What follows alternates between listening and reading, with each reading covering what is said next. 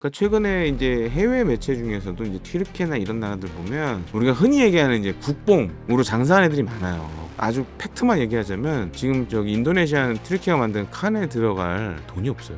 인도네시아 공군 자체가 예산이 없어요. 그래서 지금 우리 보고 개발비 깎아달라고 그러고. 그러니까 그거 하려면은 그것도 몇 조가 들어가야 되는데 우리 지금 K-21 개발 분담금도 1조가 넘었잖아요. 그 정도의 돈을 빼야 되는데 여력이 없거든요. 그래서 그거는 좀 틀린 얘기인 것 같다. 좀 지켜봐야 될 것 같다라고 생각이 들죠.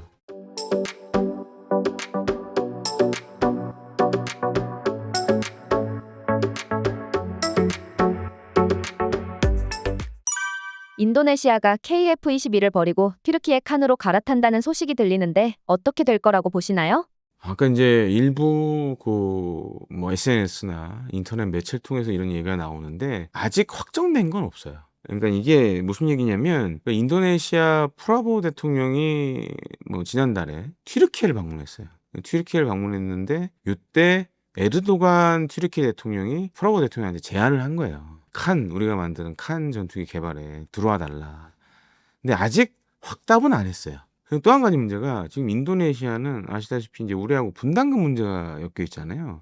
분담금 막 깎아달라 그랬잖아요. 뭐 1조 깎아주고 뭐 지금 그런 상황이잖아요. 그 전투기 같은 게 인도네시아 공군 예산으로 하는 겁니다. 근데 지금 이제 뭐 몇 년 전에 인도네시아 공군이 프랑스로부터 라팔 전투기 42대를 구입하는 계약을 맺었어요. 그게 12조 원이에요. 42대에 12조 원이에요. 거기다가 F-15 EX 전투기도 지금 들어오려고 그래요. 협상을 하고 있어요. 이렇게 계산해 보면 라팔이 이제 12조 원이죠. 거기다 이제 플러스 알파로 이제 F-15도 사야 되는데 그럼 잘못하면 이게 한 20조 넘는 돈이 지금 들어가야 돼요. 그래서 사실 이제 KF-21도 깎아달라 그랬던 이유가 다른 나라 전투기 사느라고 돈이 없어요 지금. 이 20조 넘는 돈을 한 번에 다 넣는 게 아니라 이거를 한 10년 정도 이렇게 나눠서 내요 보통. 우리가 전투기 구매할 때 쫙 나눠서 그러니까 할부로 쫙 나눠서 내는데 지금 여력이 없어요. 딴 데 돈 쓸 여력이 없어요. 그러니까 조 단위 들어가는 사업을 하기에는 여력이 없어요 지금 인도네시아 공군이. 그래서 이건 약간 이제 제가 봤을 때 일종의 카더라도 좀 일부분 있고, 그러니까 이제 튀르키예 쪽에 좀 희망 섞인 전망도 일부 있는 것 같고, 아니면 이제 그 지금 프라보 대통령 같은 경우에는 사실은 이제 그 라팔 전투기를 산 이유가 자기 대선 나가기 위해서 정치 자금을 얻기 위해서 약간 그런 목적으로 샀다는 얘기가 있어요. 그래서 이제 보통 유럽 나라들은 이렇게 사면 커미션을 떼주거든요. 전투기 뭐 몇 퍼센트를 이제 커미션을 줘요, 다시. 백을 해서 줘요. 그걸로 정치 자금 때문에 자기 대선 나가야 되니까. 그랬다는 얘기가 있거든요. 그래서 이제 그런 것들이 지금 있어서 말처럼 그러니까 이제 쉽진 않을 것 같다. 그러니까 최근에 이제 해외 매체 중에서도 이제 튀르키예나 이런 나라들 보면 우리가 흔히 얘기하는 이제 국뽕으로 장사하는 애들이 많아요. 국뽕 매체들이. 그래서 이제 그런 데서 좀 흘러나온 게 아닌가라고 보여지고, 그러니까 뭐 아주 팩트만 얘기하자면 지금 저기 인도네시아는 튀르키예가 만든 칸에 들어갈 돈이 없어요. 인도네시아 공군 자체가 예산이 없어요. 그래서 지금 우리 보고 개발비 깎아달라고 그러고 뭐 이런 거. 그러니까 그거 하려면은 그것도 몇 조가 들어가야 되는데 우리 지금 KF-21 개발 분담금도 1조가 넘었잖아요. 그 정도의 돈을 빼야 되는데 그 말처럼 지금 여력이 없거든요. 예, 그래서 그거는 좀 틀린 얘기인 것 같다. 좀 지켜봐야 될 것 같다라고 좀 생각이 들죠. 튀르키예 칸과 우리나라 KF-21의 성능 및 가격을 비교하자면 어떤가요? 칸은 아직 가격 자체도 안 나와 있어요. 그러니까 이제 막 시제기 단계라 우리 KF-21은 이제 올해 양산에 들어갔고, 그래서 양산 가격도 이제 다 어느 정도 나왔고, 대당 얼마인지 900억, 1000억 뭐 그 정도 언저리 하는 것 같은데, 칸은 아직 시제기 단계라 대당 가격도 안 나와 있고, 아직 이제 시제 1호기 정도만 나온 거고, 첫 비행 정도 했고, 뭐 아직 뭐 이렇게 경쟁력이 있다라고 얘기하기에는 애매하죠. 다만 이제 장점 하나는 인제 예를 들어서 이제 국토 면적이 큰 나라들은 대부분 이제 대형 전투기로 갈 수밖에 없어요. 예, 한 번 비행해서 이제 많이 이제 초계 활동을 해야 되기 때문에. 근데 이제 인도네시아도 아시다시피 지금 굉장히 넓은 국토 면적을 자랑하고, 그다음에 이제 인도네시아가 지금 이제 빨리 해결해야 할 것 중에 하나가 지금 러시아제 Su-27 뭐 Su-30 이런 전투기를 갖고 있어요. 근데 지금 이제 운용이 안 돼요. 왜냐면 미국이 이제 러시아에 대한 여러 각종 제재들을 걸어 놔 가지고, 우리나라도 사실 비슷합니다. 우리나라 이제 요번에 산불 많이 났잖아요. 근데 산불 끄는데 많이 쓰는 이제 러시아 헬기 까모프 지금 운용이 안 돼요. 부품 수입을 못 해요. 부품 수입을 하는 순간 미국의 대러 제재에 걸려요. 전 세계가 근데 똑같은 문제를 안고 있어요. 그래서 이제 인도네시아는 그래서 미국의 F-15EX 전투기를 이제 알아보고 있는 상황이고, 이제 그렇게 되면 오히려 더 칸이 들어갈 자리가 없죠. 이제 칸이 장점은 KF-15보다 장점은 대형이다. 뭐 이런 정도인데, 지금 인도네시아가 뭐 일단 돈이 없고, 인도네시아도 이제 미국과의 관계를 또 생각할 수밖에 없기 때문에 그런 걸 고려했을 때는 칸이 들어갈 자리가 과연 있을지 좀 의문시되는 상황이죠. 장점으로 꼽힐 수 있는 건 가장 최신형의 4.5세대 이상의 전투기다. 푸틴 보통 이제 4.5 플러스라고 이제 저는 얘기를 하는데, 4.5세대 플러스 전투기라고 이제 정의를 하고 싶고, 미국이 만든 5세대 전투기 F-35랑 비교를 해보면 일단 이제 스텔스 성능은 상대적으로 떨어져요. 얘는 완전히 이제 F-35는 올 스텔스 기능을 갖고 있고, 반면에 이제 KF-21은 부분적인 스텔스 성능을 갖고 있고, 그러니까 F-35의 특징 중에 하나가 내부 무장창이 있어요. 그래서 밖에도 무장을 달 수 있지만 전투기 안에 무장을 달죠. 그러면 이제 레이더 반사 면적이 적어지죠. 반면에 이제 KF-21을 지금 나온 거는 밖에 무장을 다니까. 그러니까 밖에 무장을 달면 그냥 확 잡혀요. 레이더에. 잡힐 수밖에 없어요. 반사 면적이 넓어지니까.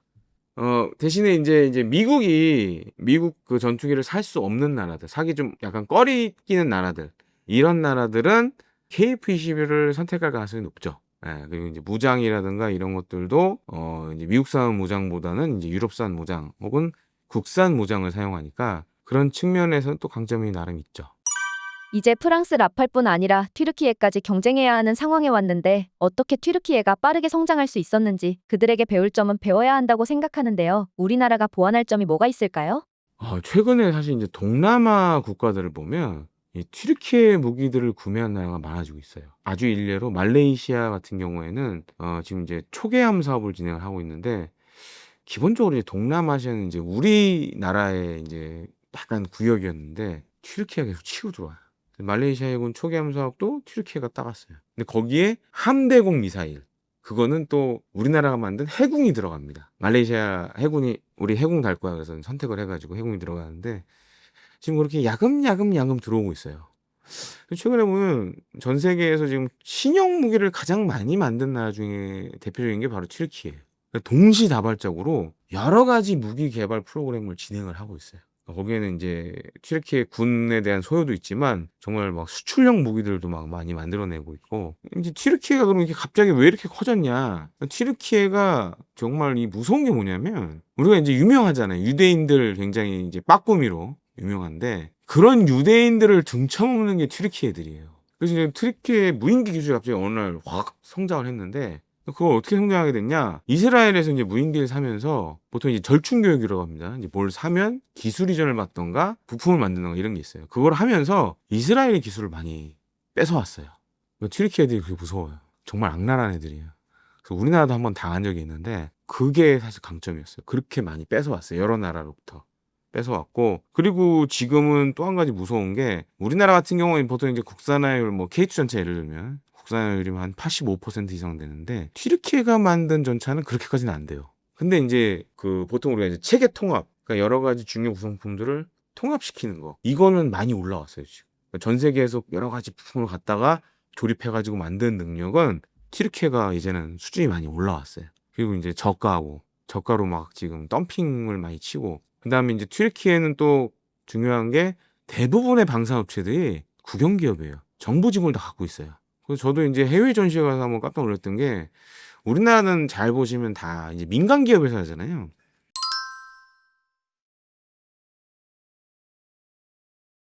그러다 보니까 이제 중요 전시회 가면 이 전시회 그 장소, 예를 들어 이제 부스라 그러는데 이런 거 잡는 거에 좀 한계가 있죠. 근데 이제 튀르키예나 중국 같은 이제 방산업체들 보면 다 이제 국영기업이다 보니까 정말 좋은데 좋은 위치, 그다음에 넓게 크게 잡아요. 메인 위치에다가 정말 크게 잡아요. 이게 이제 세계에서 다 주목을 할 수밖에 없죠. 이제 물론 이제 우리가 기술적으로 지금 앞서 있는 부분이 상당히 많지만 튀르키예가 사실 지금 많이 치고 올라오고 있고, 또 한 가지로는 이렇게 치고 올라가는 이유 중에 뭐냐면, 우리나라는 이제 어떤 무기 체계를 만들면 검증하는 데 시간이 많이 걸려요. 군에서 검증을 요구로 하는 항목도 많고, 그다음에 검증 테스트 관련돼서 잘못되면 다시 빠꾸되고. 근데 튀르키예군은 어느 정도 성능을 충족하면 일단 도입을 해요. 그다음에 또 성능 개량을 계속 해요. 들여와서 빨리. 그다음에 또 성능 개량된 걸 또 사. 그다음에 기존에 있던 거 다시 성능 개량하고 업그레이드하고. 그거 빠르죠. 군에 배치되는 게 빠르고 그리고 기본적으로 무기 체계는 만든 나라의 국가에서 군에서 안 쓰면 안 사요. 똑같은 거예요. 그건 차는 만들었는데 아무도 안 타. 한국에서 만든 한국 사람은 아무도 안 타. 근데 수출을 해. 그럼 누가 사겠어요? 안 사지? 똑같은 거예요. 근데 튀르키예 군이 그렇게 제도적으로 해주다 보니까 오히려 이제 어떤 부분에서는 우리 국산 무기들보다 진도가 빨리 나가죠. 그리고 실제로 이제 그렇게 효과가 입증된 게 지금 튀르키예를 대표하는 무기 체계인 바이락타르 TB2 무인기 이게 굉장히 지금 베스트셀러가 됐죠. 그럼 이제 튀르키예 방위 산업을 다시 보게 되는 전 세계 사람들이. 핵심은 그거예요. 우리 군도 지금 많이 여러 가지 제도적 보완을 하고 있지만 튀르키예군은 최소한의 군 요구 성능만을 가지고 시작을 해요, 일단. 그다음에 이제 전력화를 빨리 시키고 또 업그레이드를 해요. 개량형을 또 하는 거죠. 그런 방식으로 좀 우리도 바뀌어야 되지 않나. 왜냐면 이게 예를 들어서 이제 요구도는 거의 뭐 백두산 정도의 스펙인데 실제 이 검증하는데 그건 백두산까지 올라가야 되는 거 아니에요. 근데 튀르키예는 거의 남산 정도에 시작해서 차근차근 올라가는 거예요. 훨씬 진도가 빠르죠, 그러니까. 그리고 해외 시장에 빨리 들고 나갈 수 있고 반면에 우리는 이제 한참 오르는 거고. 앞으로 수출 시장에서 KF-21이 가야 할 길에 대해 한 말씀 부탁드리겠습니다. 일단은 첫 번째로 올해부터 이제 양산에 들어갔으니까 이제 이 공군에 배치되는 이 전투기들이 공군에 빨리 전력화를 해야 되고 기본적으로 이제 국산 항공기들 수출한 거 보면 공군에 배치된 뒤에 거의 5년 정도 시간이 걸렸어요. 첫 수출에. T-50도 공군에 배치되고 나서 5년 뒤에 인도네시아에 수출됐거든요. 그렇게 계산해 보면 26년도에 아마 이제 KF-21 블록 1 공중전만 가능한 전투기가 나올 거고 그게 이제 공군에 배치될 거고 그럼 이제 거기다 플러스 5를 하면 한 2031년 정도 돼야 이제 해외 시장에서 어쩌면 첫 수출이 될 수 있다라고 보여지는데 근데 지금 이제 중요한 건 양산에 들어갔으니까 이제는 뭐 그게 빠르면 올해가 됐든 아니면은 내년이 됐든 이제 해외 에어쇼에 이제 KF-21을 이제 들고 나갈 때가 됐다. 그래서 해외에 나가서 이제 프로모션을 적극적으로 해야 될 시기가 점점 다가오고 있고 또 한 가지로는 전투기는 사실 이제 그 값비싼 무기 체계 중 하나예요. 그러다 보니까 많은 나라들이 구매를 할 때 수출 금융 얘기를 안 할 수가 없어요. 물론 이제 전부 다 돈을 내고 산 나라도 있지만 우리가 이제 KF-21에 타겟이 될 수 있는 뭐 남미라든가 그다음에 동남아 국가들은 뭐 우리보다 경제 상황이 좋진 않잖아요. 그렇게 되다 보면 당연히 이제 수출 금융 지원이 여부가 이게 구입에 굉장히 중요한 요소가 될 수 있거든요. 그러니까 인도네시아도 지금 라팔 전투기 마운드에 사는 게 사실은 그런 걸 끼고 사는 거예요. 수출 금융을 끼고 사는 거예요. 그래서 그런 KF-21이 성공하려면 금융 지원 관련된 부분들도 좀 확충을 해야 된다라고 좀 말씀을 드리고 싶습니다. 우리나라 미래 먹거리 중 방산이 어느 정도 비중을 차지할 것인지, 한국 방산산업이 어느 정도로 고도화될 것인지에 대해서도 한 말씀 부탁드립니다. 이 말씀을 드리고 싶어요. 이제 선진국으로 가면 갈수록 비중이 커지는 산업이 몇 가지가 있습니다. 항공우주 산업. 잘 보세요. 미국은 보면 여객기 만드는 보잉, 뭐 전투기 만드는 로키드 마틴 많잖아요. 유럽도 비슷합니다. 에어버스도 민항기 만들고 전투기 만들고 무기 만들고. 그 선진국으로 가는 최상위 단계의 산업 중에 하나가 항공우주하고 방위 산업이에요. 그래서 프랑스도 보면 항공우주, 방위 산업이 프랑스의 대표적인 산업으로 꼽히고 있어요. 그리고 또 프랑스가 무서운 게 뭐냐면 그러니까 보통 전투기는 4대 핵심 요소가 있어요. 첫 번째가 기체, 두 번째가 비행을 하려면 엔진이 필요하겠죠. 엔진이 있어야 되고 세 번째가 싸우려면 미사일이나 이런 게 달아야죠. 무장. 그다음 네 번째가 항공 전자 장비, 레이더 뭐 이런 것들. 프랑스가 이 네 개를 한 나라가 다 독자적으로 해요. 그런 나라가 몇 군데 없어요, 지금은. 우리 주변국 보면 중국이 지금 약간 네 개를 다 하는 나라, 러시아, 미국, 프랑스, 일본도 가능하긴 한데 그렇게 안 해요. 그게 따지면 영국이 잘하면 들어가겠네. 한 5개, 6개 국가 정도 되거든요. 보면 지금 5개 국가들이 다 선진국이죠. 그런 게 강점이에요. 그러니까 이게 방위산업, 항공우주산업, 선진국을 대표하는 그런 산업 중에 하나다. 근데 점점점 비중이 늘어나고 있어요. 그럼 이제 방위산업도 아시다시피 K방산이 저는 이렇게 표현하는데 이제 폴란드 로또를 맞았다고 생각하는데 그다음에 이제 러시아 우크라이나 전쟁 영향 이런 걸 통해서 지금 어떻게 보면은 굉장히 호기를 맞았고, 그다음에 또 한 가지로는 보통 이제 무기 체계 수명이 한 3-40년 해요. 근데 지금 잘 보시면 90년대 샀던 무기들, 80년대 말에 샀던 무기들 지금 다 대체할 시기가 왔어요. 그리고 잘 보시면 국제 정세가 불안하죠, 지금. 근데 이제 아시다시피 이제 미국이나 유럽은 상대적으로 지금 이제 무기 생산 능력이 지금 떨어진 상황이고, 물론 이제 다시 열심히 하고 있지만, 반면에 이제 우리나라는 남북 대치라는 특수한 환경 때문에 대량 생산 체제를 계속 갖추고 있었고, 그래서 이런 게 굉장히 지금은 크게 뭐 도움이 되고 있어요.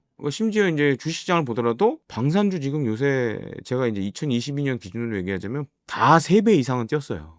예. 그만큼 지금 어떻게 보면 투자의 수단으로까지 가고 있고, 그런 거 봤을 때는 향후에도 계속 좋은 흐름을 보여줄 것 같다라고 좀 생각이 되고, 그다음에 지금 뭐 미 해군성 장관도 지금 뭐 한국 방문해서 뭐 HD 현대중업, 하나오션도 찾아보고 있고, 지금은 이제 어떻게 보면 이제 미국 시장까지 진출을 노리는 상황이기 때문에 오히려 향후에 더 지금보다 더 커질 수 있다라고 좀 이렇게 정리를 해서 말씀드리고 싶습니다.